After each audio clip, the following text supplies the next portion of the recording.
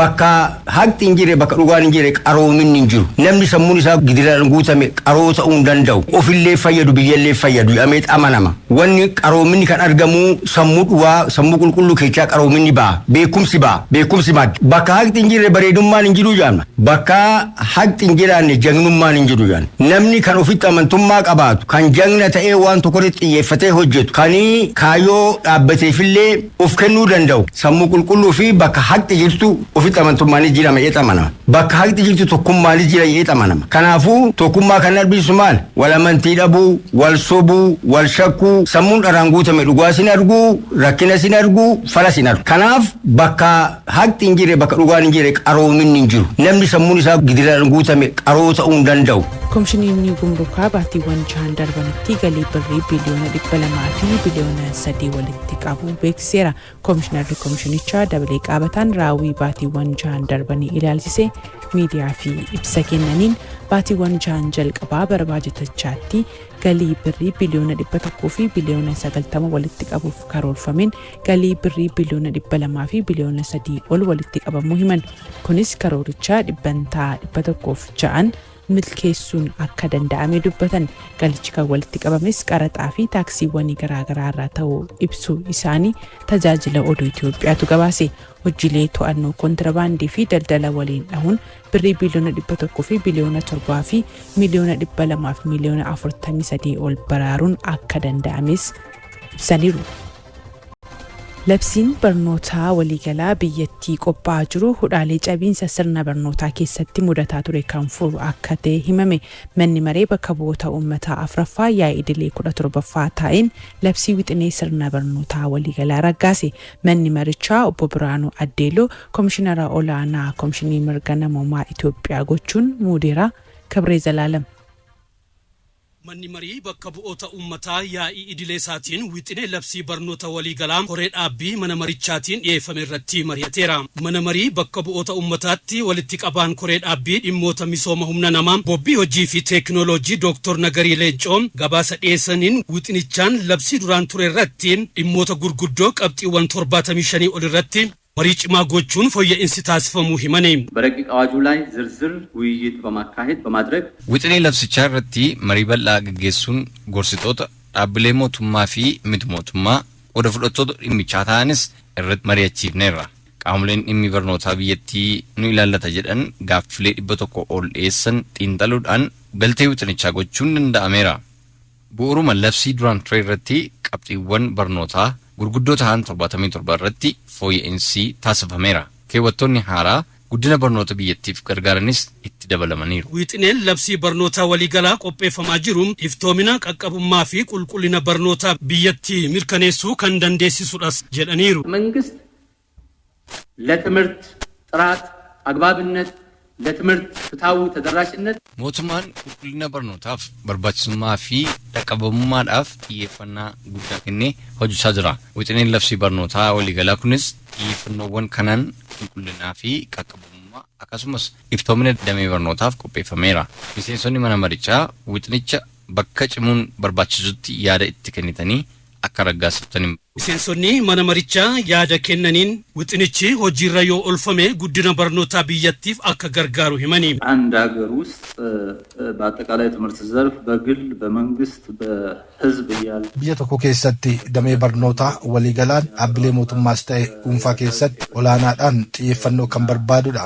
Kanaafuu guddina waliigalaa damee barnootaaf fooyya'insi labsii duraa irratti taasifamee fi qabxiiwwan haaraan dabalaman fudhatama kan qaban waan ta'eef yoo raggaasifne ጋሪ ታሃ የተከበረው ምክር ቤት ይህንን ተቀብሎ የውሳኔ ሐሳቡን ቢያጸድቀው የሚል ሐሳብ አለ። ከበጀሞ ማነ መሪቻ ያደ ሙርቴሳ ፍዳቹን wixinichi labsii ta'ee akka bahuuf akka raggaasisu yaada jedhuun qaba. Wixinichi cabiinsa barnootaa biyyattii mudatee jiru keessaa baasuu ni dandeessisa. Miseensonni mana marichaa gaaffii fi yaadawwan wixinee labsii barnoota waliigalaa qopheeffame cimsanii fi gabbisan eeruun labsii ta'ee akka bahuuf raggaasisaniiru. Miseensonni mana marii bakka bu'oota uummataa kora kanaan muudama komishinara mirga namoomaa dhiyeeffame irratti mari'achuun komishinar Biraanuu Adeeloo komishinara komishinii mirga namoomaa Itoophiyaa akka ta'aniif muudama dhiyeeffame mirkaneessaniiru. hojiin bu'uuraalee misoomaa magaalaa Finfinneetti hojjetamaa jiranii fi kenni tajaajila ammayyaa dhufuun galma badhaadhinaa qabame milkeessuuf abdii kan namatti horuudhaa jiranii gaggeessitoonni olaanoo fi miseensonni paartii badhaadhinaa yaa'ii paartii badhaadhinaa lammaffaa irratti hirmaachuuf magaalaa Finfinnee galan.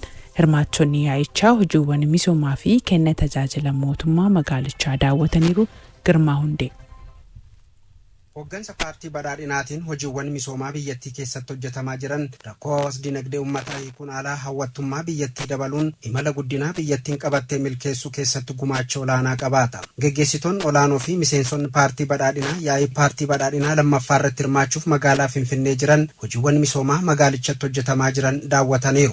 Wanti har'a agarre kun dhugumatti badhaadhinni kaayoo qabatee lafaa kaa'isanii fi wantoonni haasamaa dhufan sun qabatamaan ፕራክቲካሊ ለፈረት ደለገሙ ዋን ቀበተመት አርግነ ጀቻለ እጅግ የሚገርም በጣም ከጠበቅኩትና ካሰብኩት በላይ ነው የሆነብኝ። hojiiwwan misoomaa hojjetaman daawwadhe kanan eegeen olidha. Baay'een dinqisiifadha. Adeemsi paartiin badhaadhinaa misooma hojjechaa jiru guddina biyyattiif murteessaadha. Waggoota muraasa keessatti hojiin hojjetamee abdii kan namatti horudha. Kenna tajaajilaa biiroo bulchiinsaa fi misooma lafaa magaalaa Finfinnee kan daawwatan hirmaattonni sagantichaa tajaajilli mootummaa dijitaalaa dhufuun isaa hojimaata badaa dhabamsiisuun guddina biyyaa keessatti gumaachi qabu olaanaadha jedhan.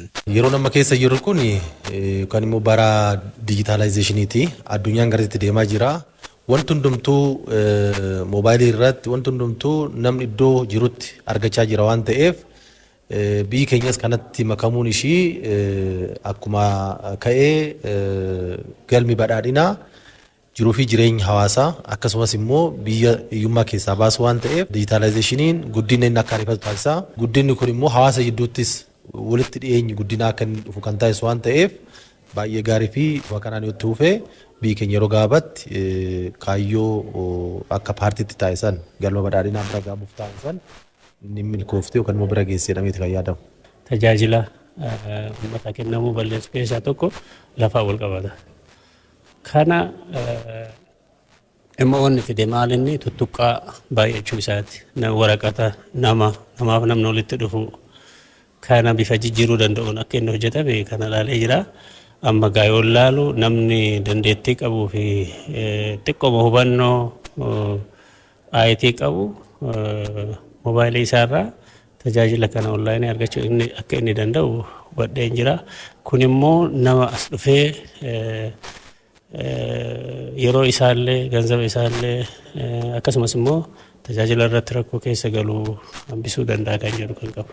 Paartiin badhaadhinaa gara aangootti wayita dhufu dinagdeen biyyattii haala yaaddeessaa irra turuu kan ibsan hirmaattonni kunneen hojiileen waggoota muraasa keessatti hojjetaman abdii kan namatti horan ta'uu himan. Bara lama duratti masaraan mootummaa hazinaa duwwaa waa takka harkaan qabne hamindaallee kafaluu hin dandeenye duwwaa san qeebale sanumarra dhaabbatee jijjiirama kana fiduu isaatiif sanuma lafa qabsisee misoomaa fi nageenya irrattis hojiin inni hojjetee hojii raajii qabee jechuudha. Biiroon bulchiinsaa fi misooma lafaa magaalaa Finfinnee riifoormii gaggeesseen tajaajiloota kennuu 40 ol dijitaaleessuun isaa hojimaata badaa seektaricha keessa ture hambisuun tajaajila kennamaa jiru si'eessuu isaa hoogganaan biirichaa obbo Sisee Geetaachoo ibsan. Jilli kantiibaa ittaanaa magaalaa Finfinnee obbo Jaan Xiraar Abbaayin durfamu hojiiwwan kenna tajaajilaa biiroo bulchiinsaa fi misooma lafaa magaalichaa piroojeektii egzibishinii fi konvenshinii idil addunyaa addis giddugala gabaa fi waarshaa buddeenaa lammii kuraa daawwateera.